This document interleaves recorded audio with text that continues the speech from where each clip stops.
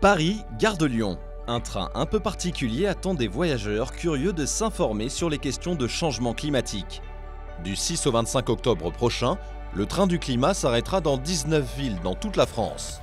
En amont de la COP21, il a pour mission de sensibiliser le public sur les solutions qui permettent une transition vers une économie sobre en carbone. Pour cela, l'Union des industries chimiques a tenu à participer à ce voyage. Les entreprises de la chimie sont en fait un acteur important dans la lutte contre le changement climatique, mais c'est un rôle qui n'est pas forcément connu du grand public.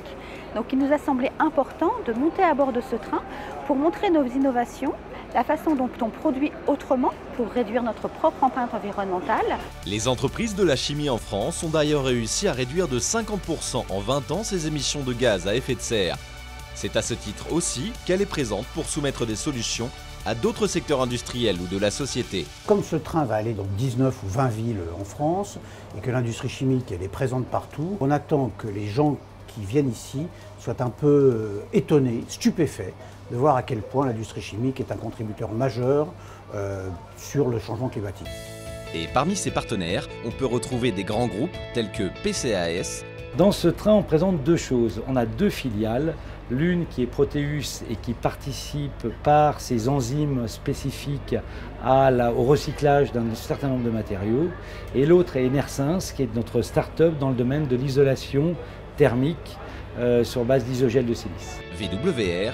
Je crois que ce qui est important pour nous, industriels, c'est d'expliquer à nos concitoyens qu'une industrie, même qui a une image pas forcément très propre, en fait l'est, et certainement plus que beaucoup d'autres qui ont été moins sensibilisés que nous, parce que cette sensibilisation dans la chimie, on l'a depuis maintenant de nombreuses années, ce qui nous a permis d'ailleurs d'obtenir des résultats assez incroyables dans l'industrie française en matière de respect de l'environnement.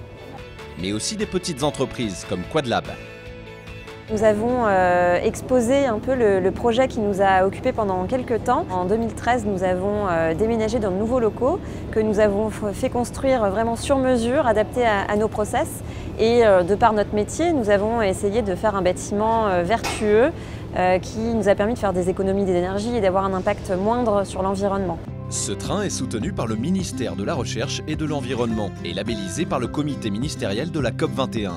C'est pourquoi Madame la ministre Ségolène Royal était présente aux côtés de Thierry Mandon, secrétaire d'État en charge de l'enseignement supérieur et de la recherche, pour lancer le Tour de France. Nous avons tous la responsabilité de mettre en place des actions qui limitent le réchauffement climatique, c'est-à-dire qui diminuent le recours aux gaz à effet de serre.